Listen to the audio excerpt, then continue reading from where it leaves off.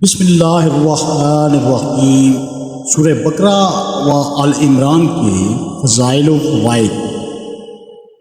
جس گھر میں یہ صورتیں 3 دن رات پڑھی جائیں، جنوں شیاطین اس گھر میں داخل نہ ہوں گے، اور پڑھنے والے پر قیامت کے روز وہ ان صورتوں کی کثرت سے تلاوت کرے، شہر دور ہو جائے گا۔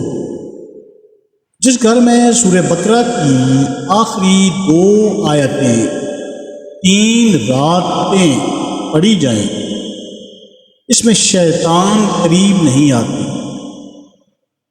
رات کو پڑھی جائیں، اگر اس میں موت آ گئی تو اس کی مغفرت ہوگی، اور چور وغیرہ جیسی بلاؤں سے محفوظ رہے گا۔